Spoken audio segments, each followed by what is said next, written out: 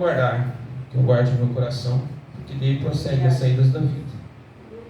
Glória a Deus. Quando eu pulo para Apocalipse 3, eu vejo assim que ele está à porta. E quando eu volto para o Velho Testamento, eu quero achar algo que me traga a presença do Senhor, mas nada é com tanto amor assim. É através de dores. Você não ouve uma palavra, uma vitória que ela não tenha caminhado com dores, que ela não tenha caminhado. Por exemplo, o povo do deserto, uma viagem de 40 dias, levou 40 anos. E quantas dores, quanto sofrimento. Quando você termina tudo, quando você vê aquele povo chegando do outro lado, na terra prometida, você olha que aquele povo não é o mesmo povo que começou. Aquele povo ficou no deserto. Quantos de nós estamos passando alguma dificuldade e estamos nos sucumbindo a ela? Quantos de nós temos suas aflições? A palavra de Deus também em Colossenses ali, ela me diz no 4:6 que nossa palavra ela deve ser temperada com sal, para que saibamos como falar, como agir com as pessoas. E muitas vezes nós não usamos desse tipo de palavra. E quando eu vejo esse livro, qual eu me declarei, qual eu me coloquei, eu me coloquei nessa oração. A oração de 3 dias. A qual foi jejuado, a qual foi colocado, a qual se colocou um pensamento, mas sabendo também que se Deus não honrasse ali, as coisas ficariam difíceis. A gente sabíamos que não se chegava diante de um rei sem a sua autorização perto dele. Então, quando nós fazemos algo, hoje, nos nossos dias atuais, nós estamos livres de muitas coisas, porque o nosso Deus não é um Deus que traz um peso sobre nossas vidas, é um Deus que nos traz paz. É um Deus que nos traz um âmbito de alegria. Glória! Nós podemos errar? Não, nós não podemos errar. Nós sabemos que temos um advogado. Sabemos que temos. Quando começou o culto, começamos com adoração. Aleluia. É isso que move o coração de Deus, adoração. Quantos de nós estamos em certas dificuldades e colocamos a adoração em primeiro lugar? O adoramos e esquecemos as dificuldades. Quantos de vocês estavam chorando no começo de uma oração, de uma adoração, e no final dela você estava sorrindo? Você estava lembrando de algo, de momentos bons da sua vida. Porque Deus habita em meio ao louvor. Aleluia! Glória a Deus! Nós poderíamos falar a noite toda sobre a bondade, a benignidade de Deus. Mas só que nós sabemos também que nós temos as temperanças do nosso corpo, as nossas aflições. Sabemos também que muitas das vezes nós não se colocamos na posição a qual Deus quer nos ver, que é uma posição de adorador. Nós nos colocamos em uma posição muitas vezes de soberano, de governante, numa posição de eu sei, eu conheço e eu não preciso. Quantas vezes você chama alguém para uma palavra, você chama alguém para convida alguém para trazer até na casa? Não, eu não preciso disso não. Minha vida vai bem. Não vai bem. Sabemos que as vidas não vai bem. Nós mesmos estamos na casa do Senhor, mas quantas vezes nós precisamos de uma palavra? Quantas vezes você prega? Quantas vezes você louva? Mas você mesmo precisa ser de uma edificação. Você mesmo. Sabe aquele ditado que fala assim, quando a gente é obreiro, a gente vai, fica de olho em pé na porta, e às vezes a gente não prestamos tanta atenção no andar do culto, em altar, prestamos atenção no público, porque é isso que temos que fazer, prestar atenção em servir. Mas quando você vai para o culto, que não é seu dia de escala, você se coloca a receber, e é muito bom quando você se coloca a receber, porque você não precisa ficar atento a outras coisas, você fica atento ao altar. Quando eu estava sentado, eu fiquei atento ao altar. Você vê alguns errinhos? Você vê alguns errinhos, mas nós não estamos aqui em perfeição. Como a ministra ministrou no começo, que Deus tem que cuidar das casas de recuperação, não sei o quê. Quando nós voltamos no Antigo, nós sabemos que quando na criação nós fomos criados no 6º dia. Não é um número perfeito. Nós não somos perfeitos. Não espera a perfeição. A perfeição vem de Deus. Se vem de Deus, nós temos que se colocar na presença de Deus. Nós temos que adorar e exaltar a Deus. Temos problema? Temos. Não sejamos hipócritas de falar, não, minha vida tudo vai bem. Não vai. Não vai, tudo não vai bem. Nós sempre temos algo para melhorar. Nós sempre temos algo para buscar de Deus. Seja familiar, seja no seu trabalho, seja no seu pessoal, seja em alguma área, seja no seu ministerial. Aqui o que eu ouvi nos louvores foi algo excedente.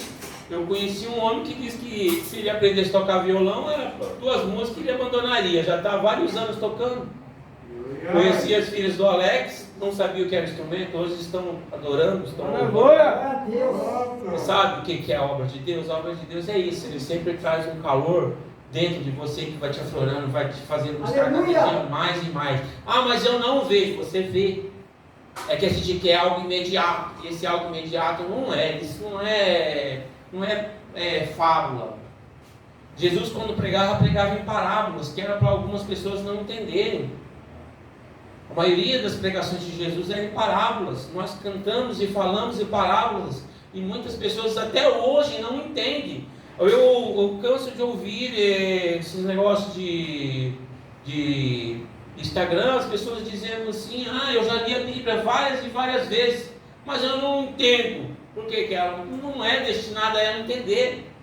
Às vezes você chega aqui no altar de Deus, você vai louvar, você fala assim, não, mas eu não posso louvar porque eu louvo mal. Quantas pessoas têm uma voz de canarinho, uma voz de roxinol e não se interessam em estar no altar do Senhor, adorando e louvando a Ele? Quantas pessoas têm um intelecto profissional de advogado, de empresário, tem condições, conhece a palavra, nem que ela não tenha o mover do Espírito Santo, mas ela conhece a palavra, de cabo a rabo, mas ela não tem a porção do Espírito Santo de subir e trazer algo para as pessoas, de dividir o pão. Nós estamos aqui para isso, para receber, para passar de um bom grado na presença do nosso Deus. Assim como essa mulher se colocou na presença de Deus, ela orou. O livro de Esther, ela não relata muito o nome Deus Senhor, não relata. Ela fala que adorou. Mas é um povo judeu. O povo judeu acredita em quem? Em Deus. Foi levantado um decreto? Foi levantado um decreto.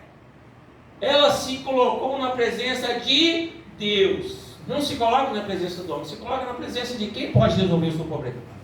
O Senhor, Todo-Poderoso. Não se coloca, você pode levar os seus problemas para as pessoas que você tem da casa do Senhor, a qual ela tem o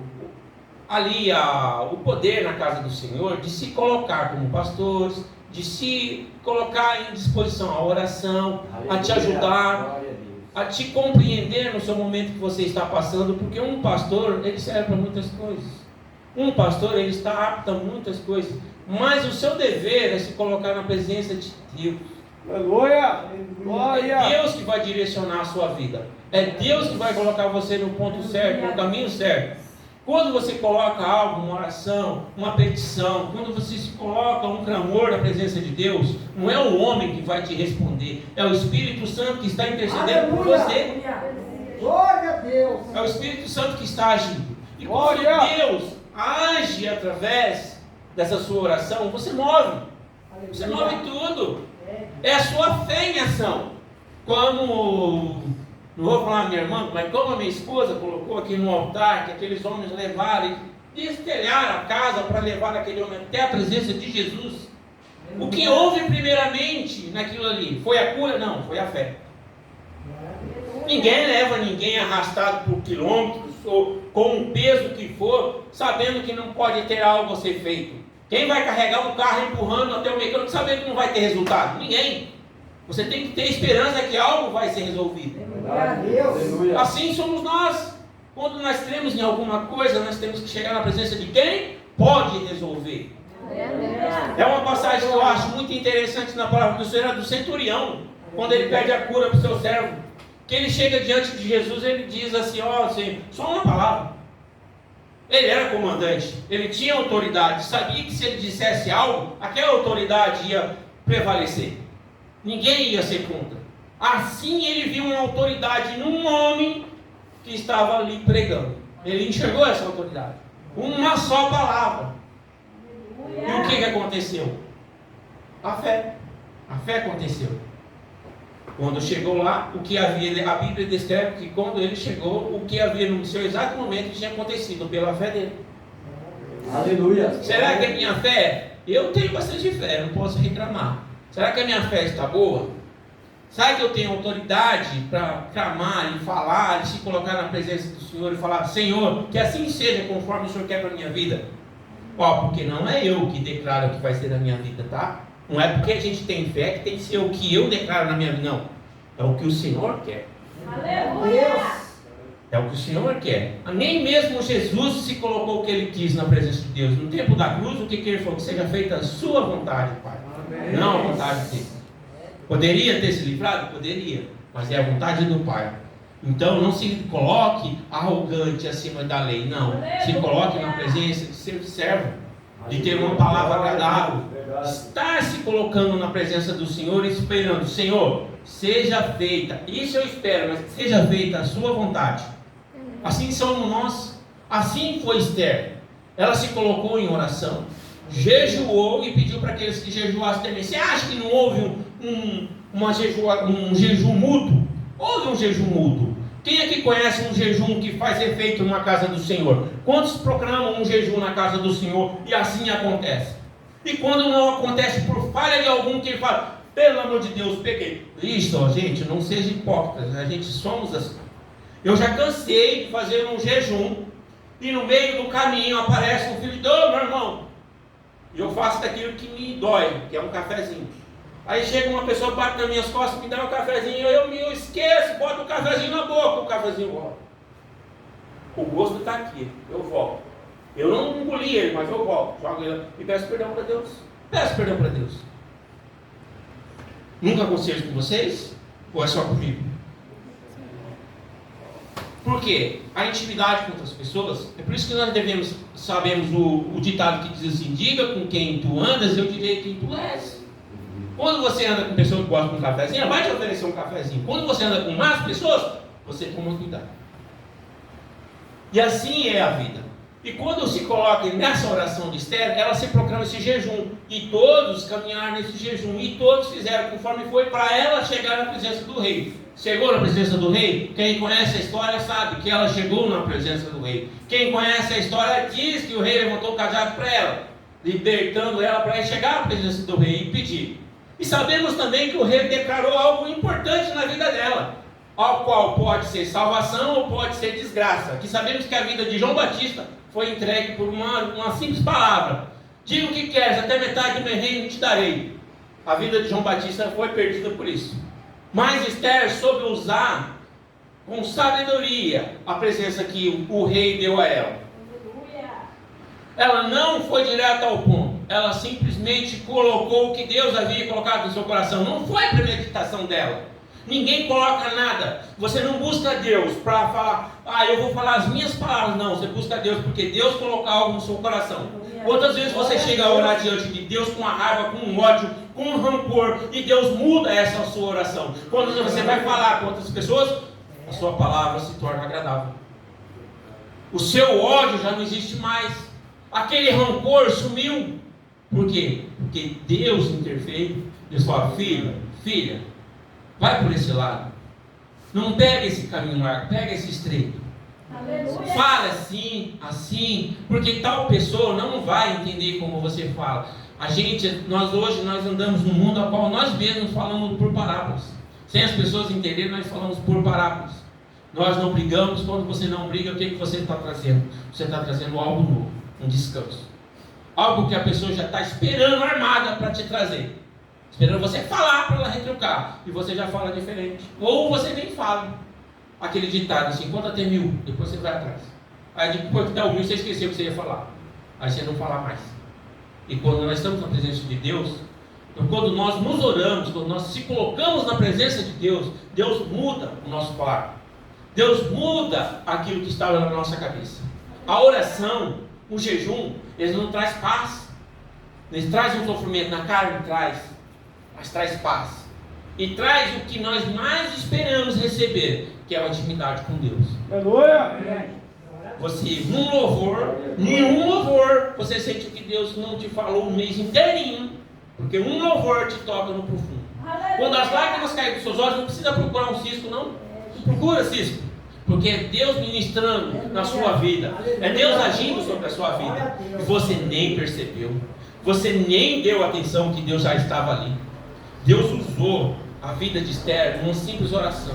Ela chegou diante do rei e mudou uma história do povo inteiro, a qual o povo judeu já é sofrido. Quando nós lemos a história mundial, sabemos que o povo judeu ele sofre para todos os lados, para a Alemanha, para Israel. É um povo que sofre em todas as áreas, é um povo que é grande nessa terra.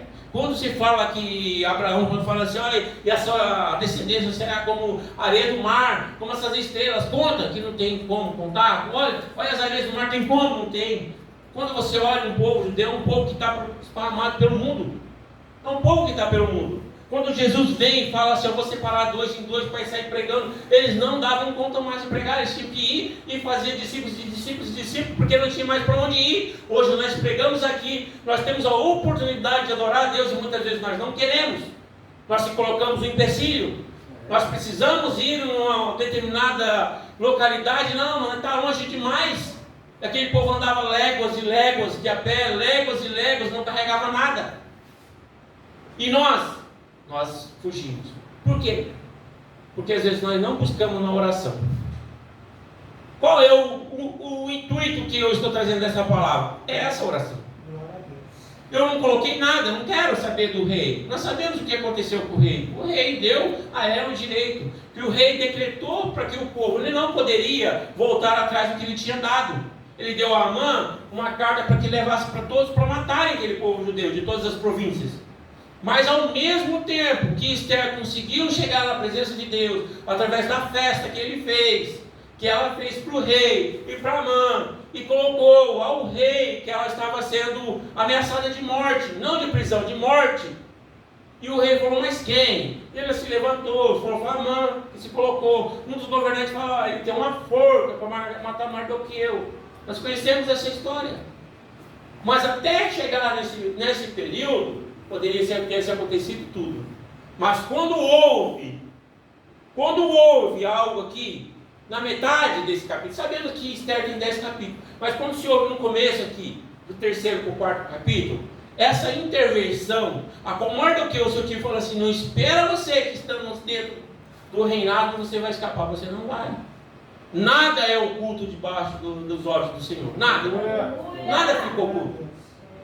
Aleluia, glória. Nada fica. E quando ela se coloca em oração, ela fala, eu vou orar, eu vou buscar, mas eu quero que todos, não veio do coração dela, não veio essa só dela, não, eu vou fazer isso porque é isso que eu quero, não. Deus tem que te dar um princípio. Deus te coloca algo no seu coração. Quando Deus te coloca em oração algo tão grande desse jeito, de jejum, é porque Ele está a fim de mover céus e terras para o seu povo. E Ele moveu. Aquela oração foi forte. Aquela oração foi do profundo. Que o povo judeu conhecia, sabe o que é oração. O povo judeu sabe o que é oração. E nós, como gentios hoje, como pessoas cristãs, nós sabemos o que é oração. Sabemos o poder da oração. Sabemos que oração faz na nossa vida. Quantos aqui não tem cura para contar? Quantos aqui não tem familiares para se alegrar que se chegou diante de Deus através de oração? Quantos aqui não tem um preceito de cura através de uma roupa que era trazida e colocada em cima de um púlpito? De um copo d'água abençoado? Quem aqui não tem uma dessa responsabilidade? Quem aqui não ouve ou não teve essa responsabilidade de colocar um copo, uma fotografia de um ente querido, de uma pessoa enferma, e o resultado acontecer, cura foi feita, pessoas que chegaram ao altar do Senhor, se derramar, aceitar Jesus, clamar, sua família está na casa do Senhor. Quantos aqui não tem? Ah, mas a casa aqui é pequena, aqui a casa é pequena, mas eu creio que todo mundo sabe que alguém que teve essa experiência com Deus. Glória a Deus. Todos aqui sabem, todos aqui têm um motivo para agradecer a Deus. Aleluia. Eu tenho motivos para agradecer a Deus, todos os dias. O quanto Deus já fez na minha vida, na vida da minha família, nos meus entes, nos dos meus amigos mais próximos, a qual a gente tem, Deus sempre faz algo diferente, Deus sempre muda o seu jeito de agir. Nós que não percebemos, nós que estamos tanto na casa do Senhor, achando que tudo se tornou normal, que não acreditamos mais na oração, no poder de Deus. Ah, é normal? Não é normal. Deus está sempre fazendo algo novo e nós não enxergamos. Nós não vemos ou não queremos ver. Que Deus habita em meio aos louvores. Que Deus usa os seus servos para trazer as boas novas até hoje. Mas quantos de nós estamos se colocando à disposição? Eis-me aqui.